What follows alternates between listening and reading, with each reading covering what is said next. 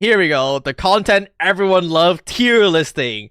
We're gonna be ranking every gold imagi in Blue Protocol Star Residence today. Our criteria is Biz, pretty good, not bad, has potential, and Wiz. And this is based on Season 1, obviously, because Season 2 imagis are getting buff. There's probably gonna be more use case in the futures and other things like that, so... the only 4-star imagi we have on this list is gonna be the Muku Scout, because this thing is actually like secretly a 5-star imagi. The Muku Scout is just so strong, it just gives so much attack. So I feel like tier list done. Muku Scout, biz. Muku Chef, biz. Everything else, somewhere in here. Alright.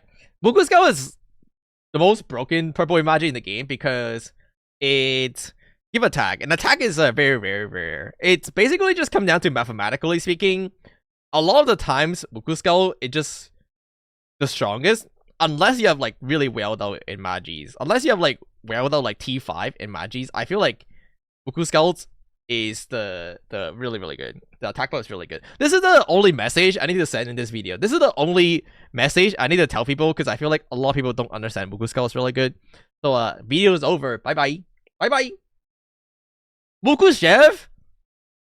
The Muku is actually just not fair. Like, for whatever reason, 5-star imagi in this game has a 120-second cooldown. So one of the main reasons why people would argue tier 0 5-star imagi is not good is because they have a very long cooldown. 120-second cooldown means you only get to cast it twice in 3 minutes, which is how long Sediment Tower is. But when you get to tier 5 on the purple imagi, they are 80 seconds. So you can cast them 3 times throughout a 180-second fight. Right? You can cast it at the start, cast it in 80, and then cast it on 160. So you can cast these 3 times, where the 120 seconds one you only get to cast twice. So you get an extra cast in 3 minutes, which is why like tier 5 purple is kind of prefer over tier 0. Because over a long duration of fight, which are things like Dragon, which are like 10 minutes, the cooldown on the purple ones are going to be very significant.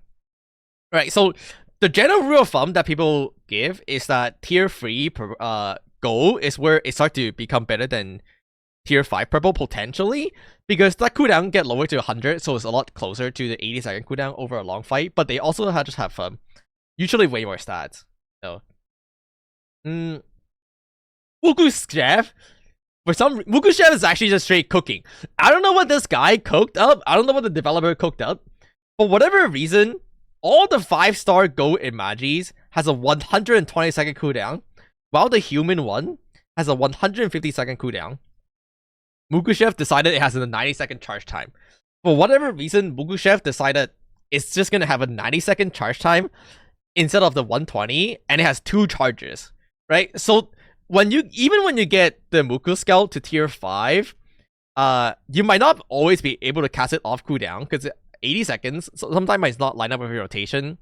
This is the case for wolfbow, for example, because your focus has a 45-second cooldown. So when you're playing around focus timer, your wild pack, it's more like a 90-second rotation. So in that sense, like, the 90 seconds on Muku Chef is perfectly fine. Right? You can see how, like, let's say you're playing wild pack, because this is obviously the class I play and the class that I know the most. When you cast focus, it's a 45-second cooldown. So 2 focus is 90. So you have to wait 90 seconds every cycle anyway, right? And the 90 seconds here literally don't matter, because the 80 seconds on your purple tier 5 imagis are basically 90 seconds if you have to wait for it anyway. So Muku biz. And then I guess we can go in order. Yeah, this is a generic view. Obviously, there's some... okay, I swear to God, someone is gonna tell me, oh, but actually, if you go into this dungeon and you do this specific strategy, Tata is really good, and you're actually wrong. I swear that's about to happen. Which is true. Tata... I have seen one singular use case for Tata, and that is they use it in the N20 dungeon to cheese the max. Basically, if you guys remember the Tina dungeon, there is that ability where you have to spread, right? You have to spread, and there's a black hole in the middle. And instead of doing that, they use Tata to prevent themselves from dying, and they just keep DPing in the boss. Other than that, that's the only use case I've ever seen so far. This is the part where something worth noting is that you might be wondering, like, wait, isn't this pretty good to like cheese mechanics? The developer nerfed it. Back in the days, when the Shadow Dragon first came out, you can cheese the entire mechanics with immunity, either through Tata or the crab. So every party is like, alright, if you're a support, you gotta have Tata. If you're a DPS, you gotta have the crab. They didn't like that, which I think makes sense. Like, if you can just inform the mechanics, then there's no point of it existing. So they actually removed the ability to be able to immune through mechanics. So mechanics are a guaranteed kill. So in that sense, like, Tata just feels like it's not very good. It just too niche, right? Feel like when you die to mechanics or something, it's usually because you made a mistake, and having to cast Tata before you die to prevent your mistakes is really hard to predict. You're basically predicting that, oh, I'm gonna make a mistake in the next couple seconds, so I'm gonna cast Tata real quick, which, you know, like, other than the fact that you can cheese strategy, is not worth, because that's what Arona is for. Arona is like, oh, I made a mistake, so now I'm gonna fix it. I'm kind of down to put Tata in Wiz, because it has one singular use case I have seen so far. Right, but I swear someone's gonna be like, no, Tata is actually like really, really good. Tina, obviously Biz, the best gacha imagi, the best pay to win imagi. I hope, low key, I hope they nerf power creep Tina, but it's not gonna happen. Tina is really too good. Tina is like the biggest swiper thing. Like, getting into Refine 5 with the 100 CD reduction, it's just way too strong for the cooldown base class, which are like Eido and Icicle. The part I'm mad about Tina is that it's not usable for marksman, right? Because the issues of Tina is that it only decreases your cooldown. It doesn't modify anything that you have to interact with, like talent and things like that. So like, when I'm playing marksman, my storm arrow already have no cooldown, right? Because I can get 50% cooldown off in Photon, and I get another 50% cooldown off in Focus. So the Tina does nothing for me. You can argue the Tina reduce cooldown for like things like Wow Call or Focus, but the Wow Call already have permanent uptime and stuff, so it's just really like not very useful. So the Tina, unfortunately, is just really imbalanced for some class. I don't like it, because I'm playing marksman, obviously. But otherwise, Tina probably definitely Biz. Too strong. There's rumor that for season 2, the season 2 is gonna have a brand new skill tree system, and it's gonna have skill mod. In season 2, there's gonna be a new skill tree system. It's gonna have skill mod, and so maybe something they would do, which is what the rumor is that they're gonna start changing things from buff to cooldown. So instead of having to like spam storm arrow to get your photon gauge, maybe something they would do is like add a skill mod that when you cast focus, you instantly get full gauge.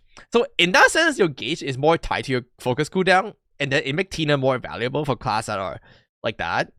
I heard the rumor for Win Knight actually is that their sharpness is gonna get changed into a cooldown skills instead of a buff skills, so that you can use Tina. So that's something to think about. Overall, if that's what they're doing, I can't really see Tina being a power crab or side graded if they're purposely making more class work with Tina instead. Obviously we don't know, but at the current moment, season 1, Tina is definitely one of the best. How is Tina for healer class? You only equip Tina on healer class. Tina is a party buff. Tina is a party buff. So you can only use one because there's a debuff when you use it. You can't have more than one. So Tina, there's only one Tina. Oh, you only need one Tina, which is going on your healer usually. Okay. On to the next one. Venom Heights. Oh, this is the one. I am so down to put this at Haste potential, but at the current moment is not bad. This is the part where I feel like a lot of people don't understand about the Hive. Is that the vulnerability buff is a additive bonus to other damage multiplier. So it's not as good as it looks. It's nowhere close to being as good as people think, because the vulnerability buff is actually a damage percent. So you can almost think of this as in giving your team a 4% damage boost. And for like comparison on how small that is, when you party with a tank and a healer, you get the power of will buff, and that alone is a 25% damage buff. And if you understand optimization like mathematics, you know that stacking the same buff is not very good. Vulnerability is considered to be a generic damage buff, which is the most oversaturation stat ever, right? Because you have things like range damage, damage versus bosses. These are all considered generic damage buff, and they all add on top of each other. So the Hive is actually not that good. It's good in raid because it apply a debuff onto the boss so that all 20 people in the raid can benefit from it. But this amount, I think people really overestimate it because people are not aware that this is actually a damage buff rather than true multipliers, right? The positive is definitely nice though because they give all stats, so like it's very transferable. But at the current moment, the Hive is not something I would craft unless you don't have other option, which is why I kind of want to put it in Haste potential, because like you use it if you have nothing else, but there aren't a lot of other things to use right now, which is why I put it in not bad. But yeah, that's like the main point I want to make in a video like this, is to explain a little detail and things like this. I think it make it easier for people to understand. Storm Goblin King. Oh man, there's two things. Storm Goblin King got power grab. Literally got power grab by as far as I know. Okay, this is the weird one. Storm Goblin King, as far as I know, got power grab literally a week ago by CN, because there's two things. The Storm Goblin King is always bugged. This thing does secretly no damage because it's bugged. It's kind of lame, and they can't fix the bug. Even if it's not bugged though, I think it's not that good. It's really good, especially in AoE situation, and you shower a bunch of meteor, and if you like somehow whale this out to tier 5 and get like everything else, because when you get tier 5, you can trigger all the passive luck imagi, but obviously that's something whale territory. If you're not whaling, I think this is like an okay imagi for the DPS healer. But here's the thing, if you're playing a DPS healer, you should be running the Bandit Leader instead.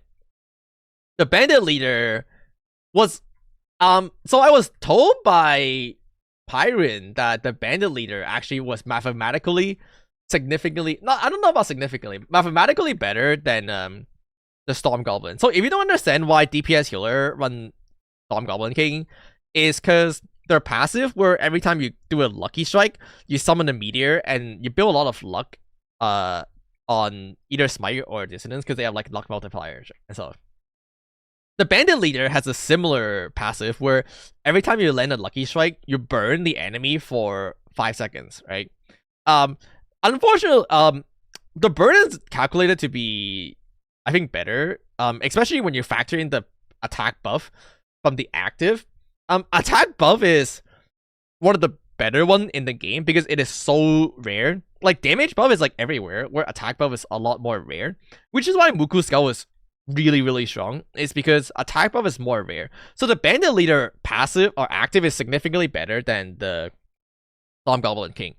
But what happened is, just like the Storm Goblin King, the Bandit Leader was bugged. It basically, what happened is, when you lucky strike, and you refresh the dot, you lose a tick of damage. So every time you proc a lucky strike on the Bandit Leader and it burns, you lose a tick of damage over 10 ticks. The way it works with Bandit Leader is that the 5 seconds is split into 10 intervals. It takes a damage every 0.5 seconds.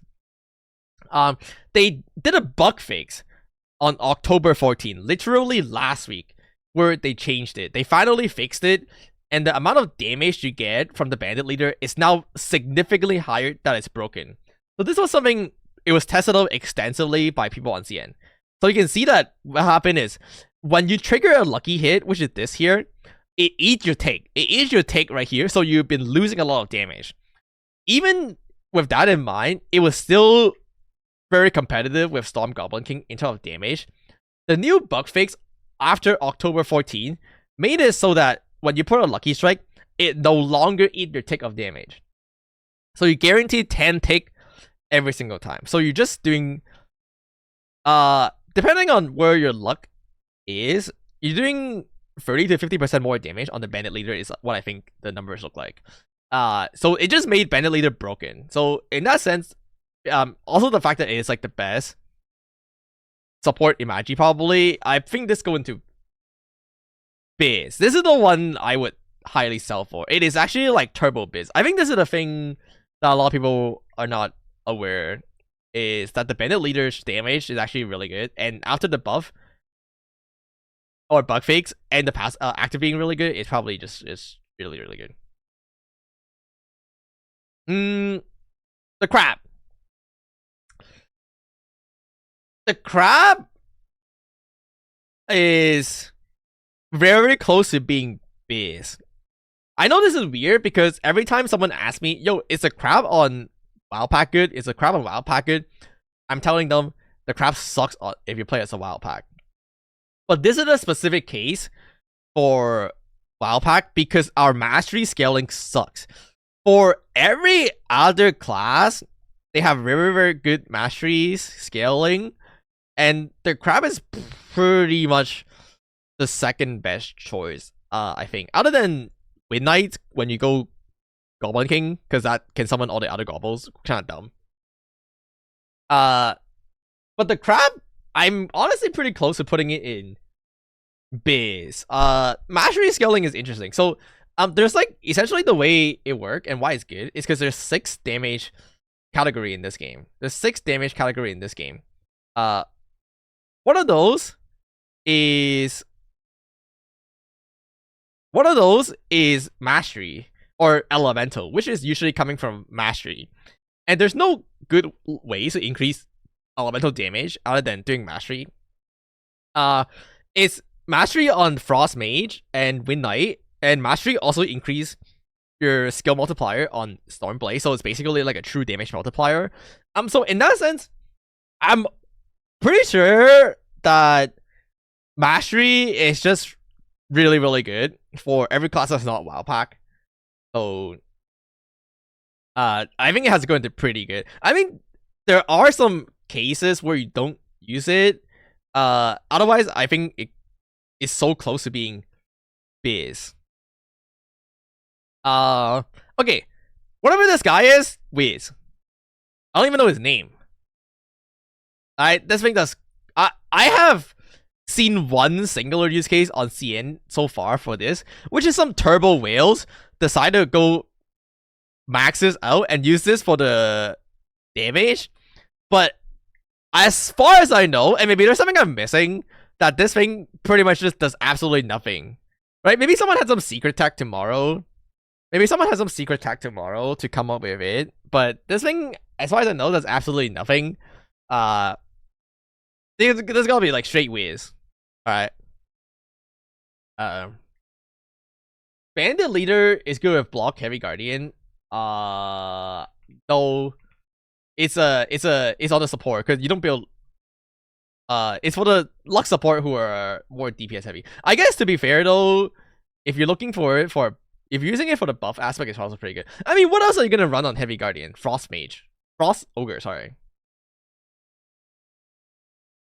Okay. Okay. Muku King has potential. Muku King, I feel like, is another imagi I've never seen anyone use. Is one that has potential, but just not very good right now. I think the Muku King selling point that is not used right now is that it cleanse debuff, which is not really use. I don't know if they're gonna introduce season 2 mechanics where they introduce debuff. I feel like right now they can't do it because there's no cleanse. Like if you have to have Muku King to cleanse, that's gonna feel pretty bad. Alright. Or maybe there's some cleanse I didn't know about. But the Muku King cleanse, the Muku King, it just feels like I've never really seen anyone use it. The Muku King is like a healing imagi. It buffs your healing output. It also has an active that heal a lot. The thing with healing in this game is I feel like healing is usually not values. Like there isn't really a time where you have not enough healing where you're like, oh, I'm gonna bring Muku King to supplement my healing. Maybe if you're playing Concerto and then you're like, okay, I have a lot of healing on Muku King. Sorry, maybe you're like, oh, I'm playing Concerto and I don't have a lot of healing, so I'm gonna run Muku King to spare. But then I feel like if you want to solve the healing problem, the first step you should take is probably switch out of Concertos and switch to one of the other more healable class other than fixing a problem. It's like, I feel like Muku King exists to fix a problem that doesn't exist. And if it does fix it, it's more like a band-aid solution. So it's not that it's bad, but also just feels like it's not particularly good. It has potential because in the future, then maybe like the cleanse could be more valuable. Maybe the healing could be more valuable. But that would be weird. Like I can't really see them doing it just because like if healer get pigeonholed into running and having to run Muku King, then I feel like people are gonna complain. But then unless this is one of those cases where I feel like unless people are pigeonholed into running it, it just doesn't really do anything. Because you guys know how it goes in MMO. Like healing is always like once you have enough, it's enough, and you don't want to go for more healing. And if you don't have enough, then you should figure out why that is the case instead of like patching the solution, you know? But for the most part, I think healing is enough. Oh, the other thing about healing is that people get one-shotted by mechs in Ray, so like you can't heal for one shot, man. You can't heal for one shot. So healing is always, I feel like this is a common MMO problem, and that is healing is always not that valuable because you can't heal for one shot. You can't heal people from, you can't raise dead people from the ground with healing. But you can, however, with Arona. Oh. I'm pretty sure this is Lizard King. It's pretty sure it's Wiz. Lizard King, I'll be honest. Other than the fact that it's Giga Wiz, and I've never seen anyone use it, and everyone just say how this thing is Giga Wiz, I actually have no idea what it does. Alright, maybe there's some secret I don't know. Dude, this thing is so Wiz that nobody ever use it. Summon boss. Lizard King do ice damage nearby and silence enemy. But you can't silence bosses, by the way. You cannot silence bosses. So this is fake. Right? Ice damage is clearly fake, because if you want to damage imagi, you got the cook. You got the cook. The Muku Chef. The passive, when dealing damage, gain a 10% chance to info dive, reduce the cooldown of accident skills, and try your weapon. What? What does that mean? Whatever that mean. I did a lot of research actually, just in case I missed something, but everyone just like, yeah, this shit is Wiz. Just forget it. Just forget it. The same go with the Inferno Ogre. This shit is turbo Wiz, right?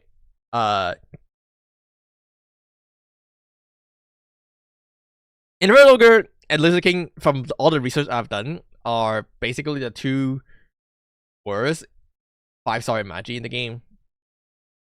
Just straight up don't really do anything. Healing received plus influence, obviously like these are like tank stat, but then tank doesn't have, I don't know, maybe it does. Tank doesn't have the problem of surviving. Again, like you're like always the last person to fall in a raid, and if you're falling down, something else probably went wrong first, and the Inferno Ogre is not solving that problem. Like if you're falling down as a tank, something else went wrong. Something else went wrong, and the solution is not to bring Inferno Ogre so you get 8% more healings or whatever. You fix it. I feel like something else went wrong. I know that's what people are gonna say about Arona, but I have a big debate about Arona. I love debating about people for Arona, so let's see.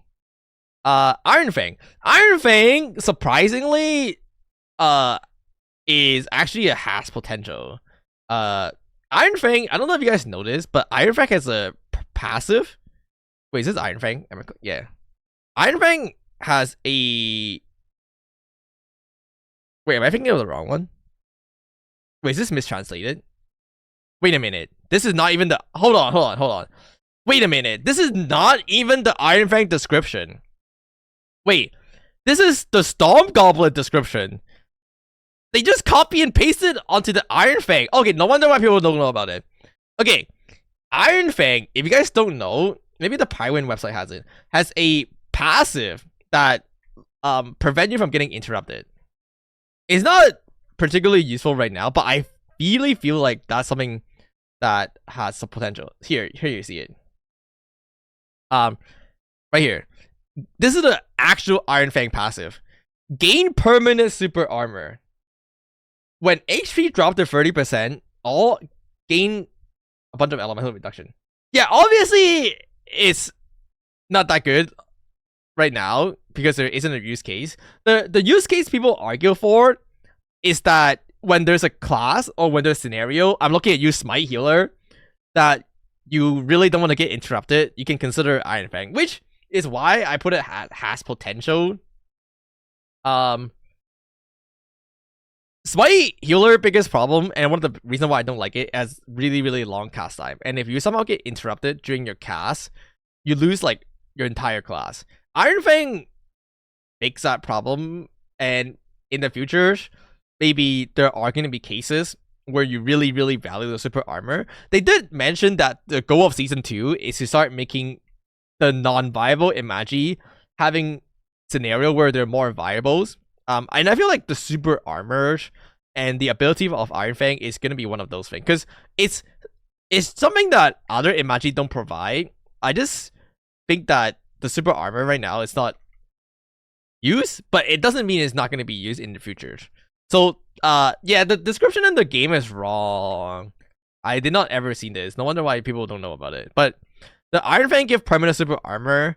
Also, I don't think Tank have permanent super armor. I know Tank have super armor uptime, but not necessarily super armor all the time, right?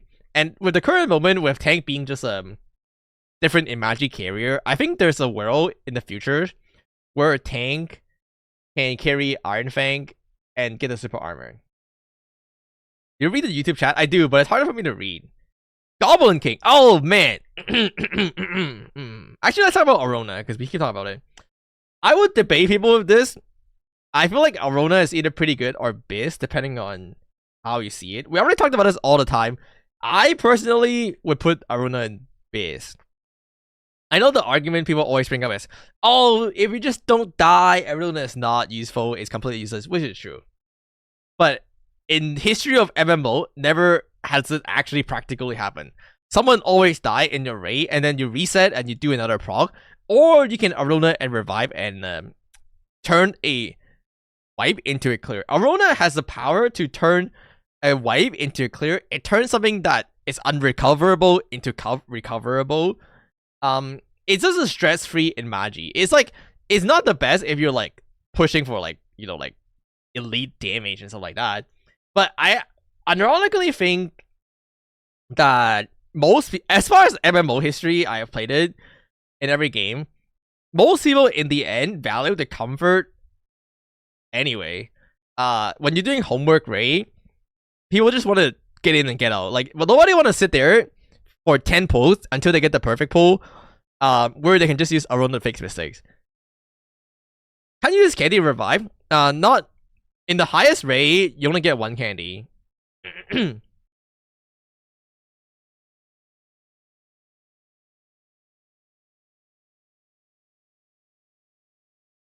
Like, if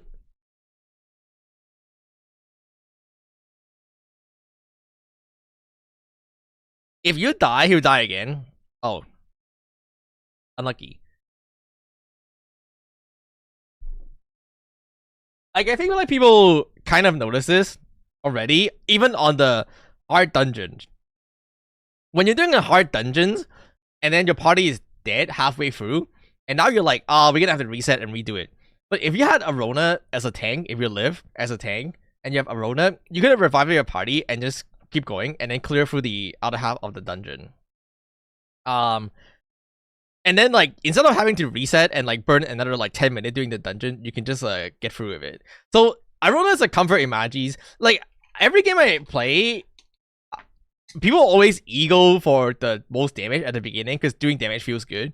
But then later people are just like, you know what? I actually just prefer the stress-free, comfy Ray. It's fine if we clear like a minute slower, but I prefer to just consistently clear it using the comfort option. Like in Lost Ark, people were running like Bolton with whatever the damage side row is, and then people end up switching to Balfour anyway, just because it's not the highest damage, but it's consistent and it's the most comfy. I'd rather like not stress out and run 10 pulls, and I can just clear like one pull with some mistakes, you know, like someone's gonna make the mistake. The best player in the world is gonna eventually make a mistake. You think Faker never make a mistake in League of Legends? Bro, he's gonna make a mistake like once every 10 game. Something like that. I would say throughout my YouTube career, I actually was the one who always devalued comfort because I'm like, yeah, I don't need it. I was one of those people. And over time, I've learned that no, like people, especially the casuals, and this is a casual game, would value the comfort significantly over any of the super like elite damage thing that they can push. Yeah, it's basically like Jolly in Genshin. I didn't like Jolly in Genshin, but every casual liked it. It is the skill issues thing, so you can say like you don't need it, but like I better see you never die once, okay? I better see you never die one single time, okay? Alright. Go Juggernaut not in it? Oh, oops.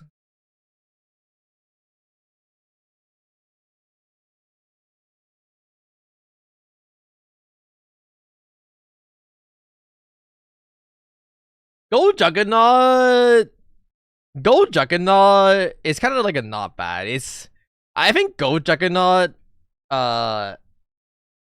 it's like a mix imagis, the way I understand it. Go Juggernaut provide both offensive capability by giving your entire party like the Thunder Strike, which is pretty decent, and defensive capability by giving your entire team a pretty fast shield.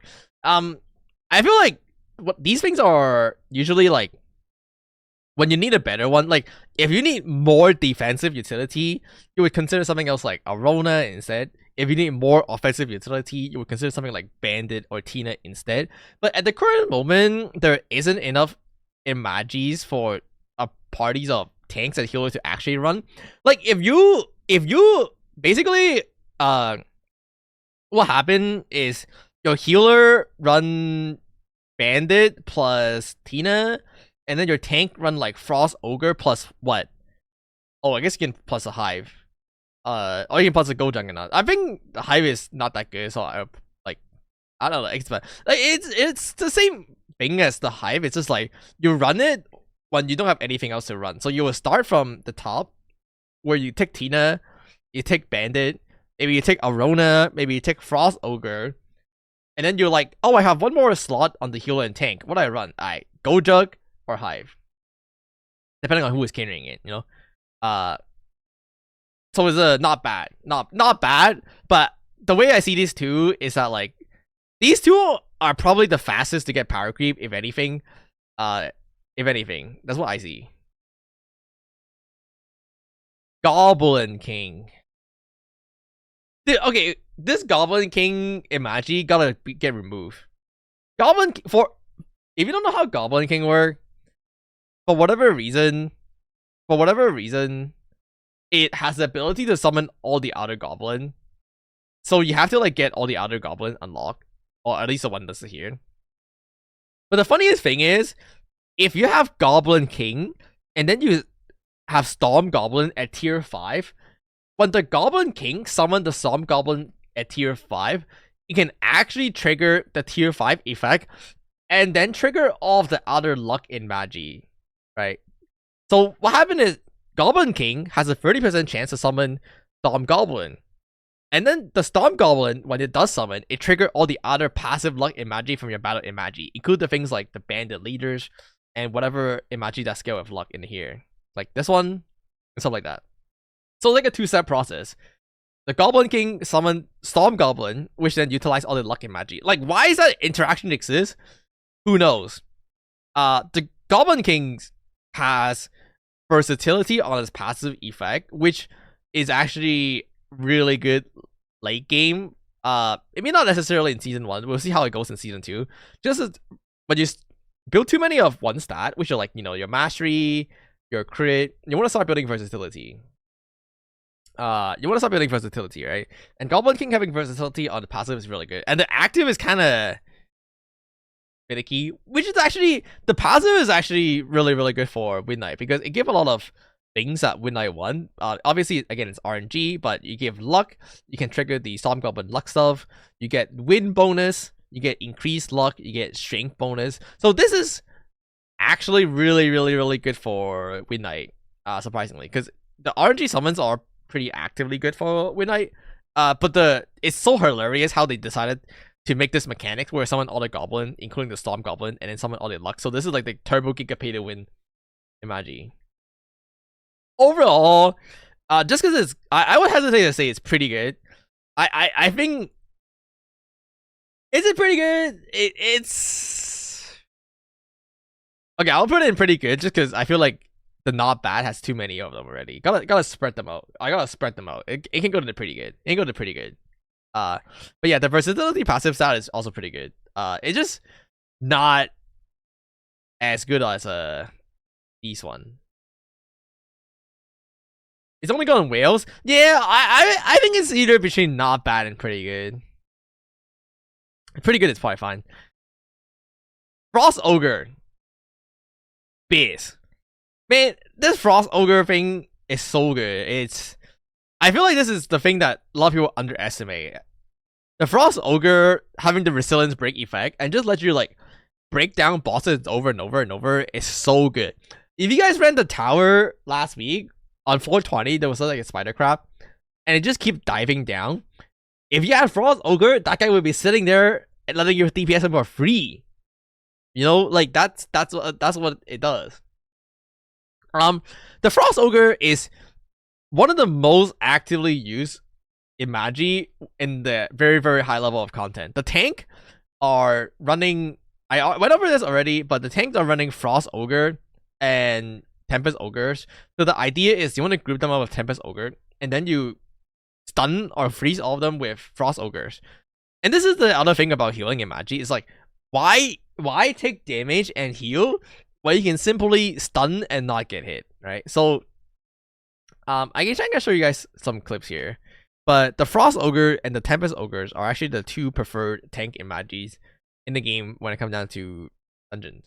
I found this clip. Maybe this one can show us. So you can see the tank run Tempest and Frost. Oh, he swapped to Tina. Yeah, he's running Tempest and Frost, right? And the way it works is you group all of them up using the Tempest imagi. Boom, boom, boom. Right, all grouped up. You use the Frost Ogre imagi to freeze and stun all of them so they can't hit you back. Right there. Boom. See? And then you break them so they can't hit you back, right? It's like the ideal way of clearing trash mob at the current moment. So, but yeah, Frost Ogre also has the benefit of being really good on tank. So I feel like it's a base. Where's my thing? What? Did I close my tab? Oh no. Oh no. I closed my tab, didn't I? Where did it go?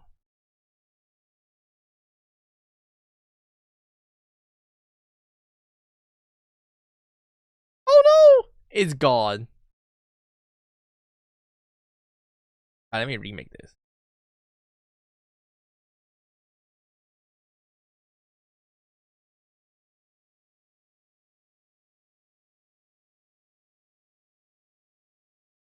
Where is everything? Dude. Where did I put this? Has potential. Shoot, I forgot. Okay, I feel like if I forgot, then everybody cook for me. Inconsistent. Something else was here. Was this Storm? Yeah, Storm Goblin King, right? Okay. Okay. We're back. Frost Ogre base. Arona. We went through that. Okay. Tempest Ogres. I think Tempest Ogres. Obviously, Tempest Ogre is not that good in bossing. I am so tempted to put it in Biz though. The amount of time Tempest Ogre is like technically never required because you don't need that giant suction hole to group enemy up. But it's just so nice to have. It's so nice to have, and over time, when you're clearing that tower every 2 weeks, when you're clearing all the dungeons, it's gonna be so nice to have. When you group up the enemy perfectly, and then your Frost Mage or your Wild Pack will just AoE them down, it's so nice. One of the thing with wolfbow, by the way, is that our AoE is pretty good, but it's very, very reliant on the enemy being perfectly grouped up. Right? Here's the thing. Think about it this way. The Tempest Ogre might be the best imagi in terms of saving clear time. Like, imagine you spend 2.5 hours every other week on a tower, and then with the Tempest Ogre, you can group them up perfectly so you can AoE them down faster, and that saves you 30 minutes every 2 weeks. Is that worth it? Maybe. Honestly, like I feel like you can't ever go wrong having the Tempest Ogre. You just at worst you just don't equip it. But then like I feel like you can't ever go wrong making the Tempest Ogre. Like it can never be a bad decision to have the Tempest Ogre. Is what I feel like. So in that sense, I feel like it's biz. But it's true that it's not practically useful in bosses. There are some bosses that could utilize it with the ads. Like it spawn ads, and then you group them up. Right, Dragon Crawl Valley, spawn ads. The Shadow Dragon has a bunch of ads to kill inside. The Light Dragon spawn ads and stuff like that. Yeah, I feel like I'm so tempted to put this Tempest Ogre in Biz because I feel like you have to have it in over time. You have to have it. I feel like if you're a tank, you should go for it. I feel like if you're a tank, you have to have it. You don't have to have it, but I feel like you should have it. So like in that sense, I feel like it's a biz, right? Like I feel like these things are things you should have over time if you can afford it. Okay, man, my favorite topic, the fish. The fish be flopping. I hate the fish. I feel like the fish is the biggest bait in the game. Haste is a pretty mess stat. The only reason, okay, I was so gonna put this fish in Wiz if it wasn't for the fact that Moonstrike existed and they need the fish. And maybe like Skyward Midnight. Attack speed is a bait stat because it has the biggest diminishing return in the game. Just because you have higher attack speed doesn't mean you do more damage. You have to hit a breakpoint. You have to attack speed is a breakpoint stat. Let's say you're attacking really fast and you're attacking 10 times in 10 seconds. Getting attack speed don't matter until you hit the next breakpoint where you can hit 11 attack in 10 seconds. Unless you have so much attack speed that you actually start to get noticeably more attack, it's not going to be the thing that matter. And also, instead of running more attack speed to hit more often, you can run another different imagi that do more damage per hit. It's kind of like slow and steady hit the pace. Slow and steady hit the pace. Slow and steady win the race. Slow and steady win the race. Attacking slower and every hit do more damage, and attacking faster but every hit do less damage could be the same, you know? Like, this is the part a lot of people don't understand. Yeah, attacking faster could give you more damage, but you can also just get more damage on every slower hit. You know what I mean? But the problem is attack speed has the worst scaling because you have to hit the next breakpoint, and sometimes the amount of attack speed difference that you get is just so minimal. I pretty much tested this on WoW Pack actually, because when you play WoW Pack, you get to 100% attack speed for free. And I can tell you right now, like, if you guys are playing wolfbow, have you ever noticed when you actually attacked it faster? Have you ever noticed when you actually attack faster? Because there's two major attack speed buff on wolfbows, right? So I have 24% attack speed right now. And then if you spawn Eagle and Haste, you do attack faster. But then the thing you'll notice is that you're limited by cooldown anyway. So this is another reason why attack speed is not good. Just because you attack faster doesn't mean your cooldown is gonna catch up. This is the problem with Frost Mage, Ice Beam. Is that you can channel your beam really fast, which by the way has a cast speed cap, but you still are limited by cooldown. You're still limited by cooldown, right? You can test it out on your WoW Pack. You can test it out on your WoW Pack, right? So like I can have two Storm Arrow and can fire them like twice, like 1, 2, or I can fire them really fast with the Eagle and then Haste, and then 1, 2. But then I'm limited by cooldown, so like, did the attack speed really do anything? And the higher attack speed you go, the less benefit you start to see, because your attacking only really attacks so fast. Skyward could use the fish in the early game. Keep in mind that we're in the early game with level 40 gear, right? Naturally, over time, you can build more attack speed to the point where your gear is going to give you enough attack speed and you don't need the fish anymore. This is the case for Moonblade as well. If you can somehow get to 80% attack speed without the fish, you would drop the fish immediately. Because attack speed after you hit breakpoints until you hit the next breakpoint doesn't do anything. And I feel like hitting the next breakpoint is so hard. Like the way I see it is like attack speed is something that you either have enough or you don't. And getting the fish isn't really gonna be the difference maker. Even the active,